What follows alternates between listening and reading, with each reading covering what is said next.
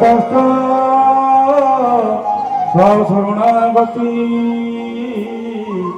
ব্রহ্মাণ্ড নাথায় কেশবায় নমো কেশবায় নমো নমো কেশবায় নমো নমো।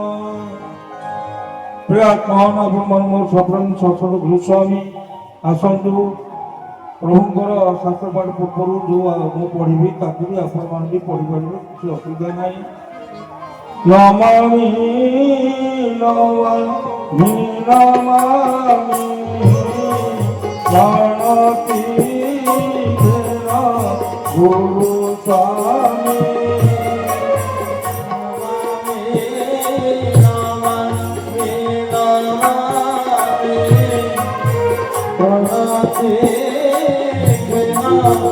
গুরু স্বামী শ্রী গুরু স্বামী ভগবানে শ্রী গুরু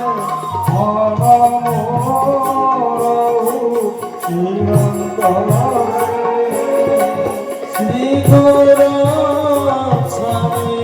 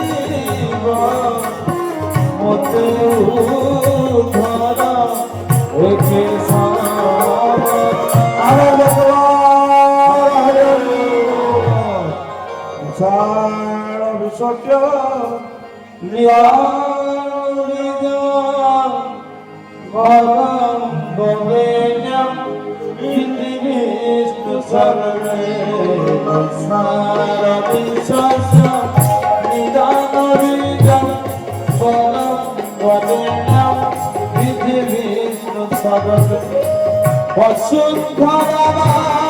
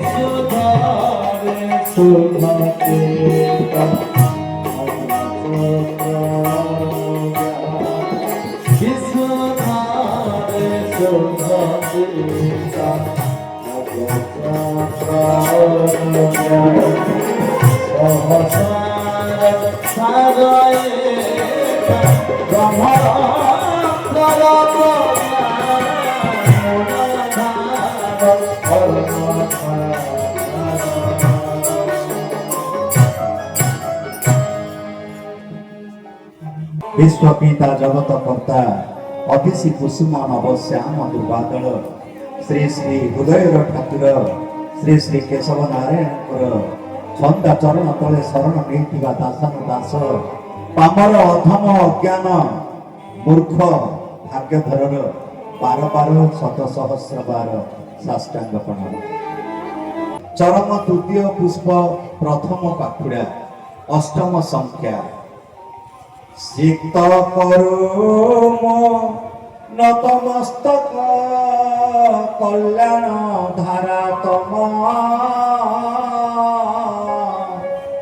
ତମ ଇଚ୍ଛା ମତେ ଚଳାଇ ନିଅ হে ପ୍ରାପ୍ତ ହେଉ ଚରମ। ପ୍ରାଣନାଥ ଗୁରୁସ୍ୱାମୀ ଭାବଗ୍ରାହୀ ଭକ୍ତ ବତ୍ସଳ ଶ୍ରୀ ଶ୍ରୀ ଶ୍ରୀ ଠାକୁରଙ୍କର ବିଶ୍ୱ ମାନବ ପାଇଁ ଆଶୀର୍ବାଦ ମାଳା କଲ୍ୟାଣ ଦେଲି ତୋତେ। ଏହା ହିଁ ଆମ ସମସ୍ତଙ୍କର ସକଳ କାମନାର ପୂର୍ତ୍ତି। ଏତକ ପାଇବା ପରେ ଆଉ ପ୍ରାପ୍ତି ନାହିଁ, କାମନା ବାସନା ମଧ୍ୟ ନାହିଁ, ଅଛି କେବଳ ନିତ୍ୟ ଶାନ୍ତି, ନିତ୍ୟ ଶାନ୍ତି, ନିତ୍ୟ ଶାନ୍ତି। ଏହା ଆମ ସମସ୍ତଙ୍କର ନିତ୍ୟ ପାଠ୍ୟ ଏବଂ ଅନୁସରଣୀୟ। ଚରମରେ ପ୍ରଥମରୁ ପରା ମୁଁ ତୋତେ କହିଛି, ତୁ ଖସଡ଼ା ପଥରେ ପାଦ ଦେଇଛୁ, ହୁସିଆର ହୋଇ ଧୀରେ ଧୀରେ ଆଗେଇବୁ। କିନ୍ତୁ ମୁଁ ଲକ୍ଷ୍ୟ କରୁଛି ତୁ ଥକି ଯାଉଛୁ। ଆହୁରି ଅନେକ ଦୂର ଯିବାକୁ ହେବ ତୋତେ। ଏଇ ମାତ୍ର 7 ପାଦରେ ତୁ ଯଦି ଅବଶ ହୋଇଯିବୁ, ମନ ଭାଙ୍ଗିଦେବୁ, ତେବେ ତୋର ପିତାଙ୍କ ଲକ୍ଷ୍ୟ ପୂରଣ କରିପାରିବୁ ତ ବାୟା? କହିଲୁ ବାପ, ତୋ ଉପରେ ଯେଉଁ ଭରସା ରଖିଛି ତୁ କଣ ତାହା ପୂର୍ଣ୍ଣ ନ କରି ନିଜକୁ ନିଜେ ନିରାଶ ହେବୁ କି? ଏଇ ମାତ୍ର 7 ପାଦରେ ଯେଉଁ କଣ୍ଟା ତୋ ପାଦରେ ଫୁଟିଛି ସେ ତ କିଛି ନୁହେଁ ରେ ବାୟା। ଆହୁରି ଅନେକ ଅସୁମାରୀ କଣ୍ଟା ତୋ ଚଲା ପଥରେ ବିଛା ହୋଇଛି। ଭୟ କରନା, ଭାଙ୍ଗି ପଡନା, ମନ ବିକାରଗ୍ରସ୍ତ କରନା। ସବୁବେଳେ ସବୁ ସ୍ଥାନରେ ସବୁ ଅବସ୍ଥାରେ ମୁଁ ତୋ ନିକଟରେ, ତୋ ପାଖେ ପାଖେ ତୋର ଛାଇ ପରି ରହିଛି। ତୋ ପାଦରେ କଣ୍ଟା ଫୁଟିବା ମାତ୍ରେ ନିଜ ହାତରେ ସେ କଣ୍ଟା ମୁଁ କାଢି ଦେବି, ତୋ ପାଦ ଆଉଁସି ଦେବି। ସମସ୍ତ କଷ୍ଟ ଯନ୍ତ୍ରଣା ନିମିଷକ ମଧ୍ୟରେ ହରଣ କରିନେବି। ନିର୍ଭର କରି ନିର୍ଭୀକ କରି ଆଗେଇ ଯା। ମନେ ରଖିଥିବୁ, ଧୀରେ ଧୀରେ ସଡ଼କ ପଥ ଛାଡ଼ି ତୁ ଗଳି କନ୍ଦି ଅଙ୍କା ବଙ୍କା ଅପନ୍ତରା ବଛିନା ରାସ୍ତାରେ ପାଦ ପକେଇବାକୁ ଯାଉଛୁ। ଏଣିକି ଯେତେ ଯେତେ ଆଗେଇ ଚାଲିଥିବୁ ସେତେ ସେତେ ନୂଆ ନୂଆ ଅଘଟଣର ସାମ୍ନା ସାମ୍ନି ହେଉଥିବୁ। ଚରମ ପରିବାରରେ ହୁଏତ ସେ ସବୁ ଘଟଣା ତୋତେ ଅକଳିଆ ଅସୁବିଧା ଲାଗିବ। ସେଥିରୁ ଗୋଟିଏ ଉଦାହରଣ ଦେଇ କହୁଛି, ଧୀର ସ୍ଥିର ଭାବରେ ଶୁଣି ମନେ ରଖିବୁ ଧନ। ବାର ବାର ତୋତେ ବୁଝାଇ କହିଛି, ଏ ସୃଷ୍ଟିରେ ଧର୍ମ ଏକ, ଲକ୍ଷ୍ୟ ଏକ, ପୁଣି କେନ୍ଦ୍ର ମଧ୍ୟ ଏକ, କିନ୍ତୁ ମତ ଓ ପଥ ଅନେକ।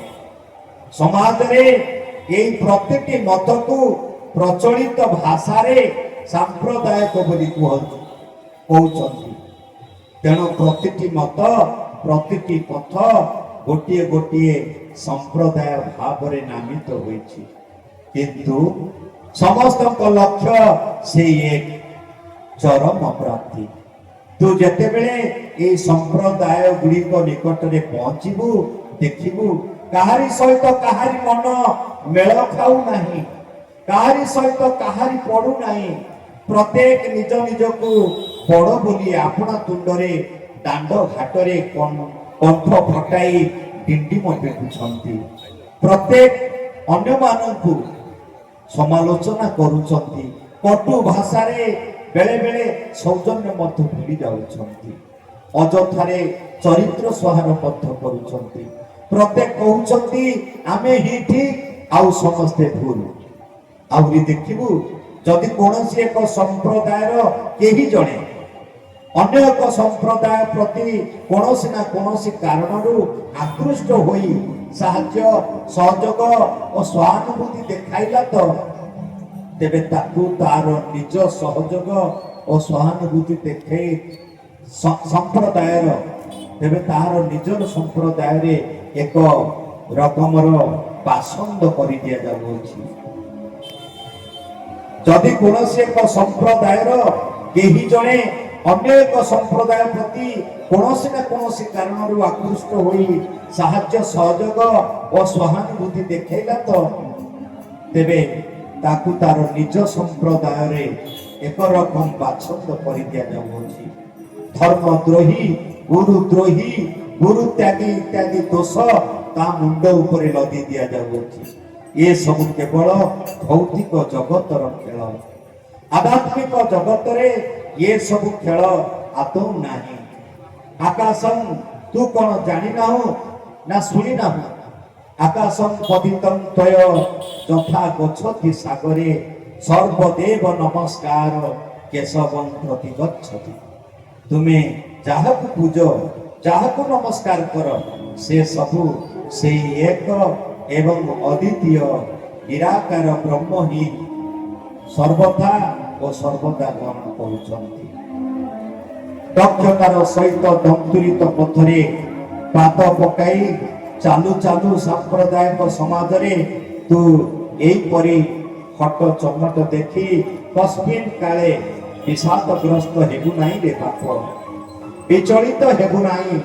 ଧୀର ସ୍ଥିର ଭାବରେ ସକଳ ମାନ ଅପମାନ ବାଦ ବିସମ୍ବାଦ ବିବାଦ ଅପବାଦକୁ ପାଶୋରି ଯାଇ ତୋ କାମରେ ତୁ ନିରଳସ ନିଷ୍ପାପର ଭାବରେ ଲାଗିଥିବୁ। କାରଣ ଏ ସବୁ ଖେଳ ପାଇଁ ସେମାନଙ୍କର କୌଣସି ତ୍ରୁଟି ନାହିଁ କି ବିଚ୍ୟୁତି ମଧ୍ୟ ନାହିଁ। ଏପରି ମନୋଭାବ ତାଙ୍କର ରହିବ ନିଶ୍ଚୟ। ଯୁଗେ ଯୁଗେ ଏହି ମନୋଭାବର ଲୋକେ ସମାଜରେ ରହି ଆସିଛନ୍ତି, ଏବେ ବି ରହିଛନ୍ତି, ରହିବେ ମଧ୍ୟ। ଏହାପରେ ସ୍ରଷ୍ଟା ପୁରୁଷଙ୍କର ଲୀଳା। ଏ ଲୀଳା ବଡ଼ ବିଚିତ୍ର। ପ୍ରତ୍ୟକ୍ଷ ଅନୁଭୂତି ବିନା ଏ ବିଚିତ୍ର ଲୀଳାର ଆଦି ଅନ୍ତ କଳନା କରିବା ସମ୍ଭବ ନୁହେଁ। ପୁରୁଷୋତ୍ତମର ସନ୍ତାନ ତୁ ପରା ନିଗମ ଘରର ପିଲାରେ। ସେ ଘରର ପାଠ ପଢି ସାରି ତୁ ଏଠାକୁ ଆସିଛୁ। ତେଣୁ ଏଠାରେ ପହଞ୍ଚିଲା ପରେ ତୋ ପିତାଙ୍କର ଲୀଳାକୁ ଭୁଲି ଯାଇ ଯଦି ତୁ ସେଇ ମାୟା ଜାଲରେ ଛନ୍ଦି ହୋଇଯିବୁ, ତେବେ ତୋର, ତୋ ପିତାଙ୍କର, ତୋ ଘରର ବିଶେଷତ୍ୱ ମହିମା ଓ ମର୍ଯ୍ୟାଦା ରହିବଟି? ଧନରେ ମୁଁ ବୁଝିଛି ତୁ ବାରମ୍ବାର ଆଘାତ ପାଇ ତୋର ଘରର ପାଠ କିଛି କିଛି ଭୁଲି ଯାଇଛୁ। ମନେ ପକାଇ ଦଉଛି, ସ୍ମରଣ କରିନେ। ସ୍ତୁତିକୃତ ଜଡ଼ ଜଗତର ଊର୍ଦ୍ଧ୍ୱରେ ସୂକ୍ଷ୍ମ ଜଗତ, ସୂକ୍ଷ୍ମ ଜଗତର ବହୁ ଊର୍ଦ୍ଧ୍ୱରେ ଅବସ୍ଥିତ ଅବ୍ୟକ୍ତ ମଣ୍ଡଳ କଥା ମନେ ପକା। ସେଠାରେ ଗଦା ଗଦା ହୋଇ ଜ୍ଞାନ ତତ୍ତ୍ୱ ଠୁଳ ହୋଇ ରହିଛି। କେବଳ ସ୍ରଷ୍ଟାଙ୍କର ବ୍ୟତୀତ ଆଉ କେହି ତାହାର କଳନା କରିପାରେ ନାହିଁ। ଜାଣିବା ତ ବହୁ ଦୂରର କଥା। ସେ ଯେତିକି ଜ୍ଞାନ ଏ ସୃଷ୍ଟିକୁ ପଠାଇବାକୁ ଇଚ୍ଛା କରନ୍ତି, କେବଳ ସେତିକି ଆସେ। କିନ୍ତୁ ବାୟାରେ ଜ୍ଞାନ କଣ ଏକ ସ୍ଥୂଳ ବସ୍ତୁ ଯେ କୌଣସି ଏକ ସ୍ୱରୂପ ଧରି ଖସି ଆସିବ? ସେଥିପାଇଁ ଜ୍ଞାନର ଆଧାର ରୂପେ ଜ୍ଞାନୀ ପୁତ୍ର ସୃଷ୍ଟି କରି ତାଙ୍କରି ମାଧ୍ୟମରେ ସ୍ରଷ୍ଟା ଏକ ନିର୍ଦ୍ଦିଷ୍ଟ ତତ୍ତ୍ୱ ଜ୍ଞାନ ଧରାଧାମକୁ ଏକ ନିର୍ଦ୍ଦିଷ୍ଟ ସମୟରେ ପଠାଇଥାନ୍ତି। ଷଡ଼ବର୍ଗ ବୋଇଲେ କାମ, କ୍ରୋଧ, ଲୋଭ, ମୋହ, ମଦ, ଆଶ୍ଚର୍ଯ୍ୟ। ସିଦ୍ଧ ଦୁଇ ପ୍ରକାର ମାନସ ପୁତ୍ରକୁ ସ୍ରଷ୍ଟା ସୃଷ୍ଟିର କଲ୍ୟାଣ ନିମନ୍ତେ ସୃଷ୍ଟି କରନ୍ତି।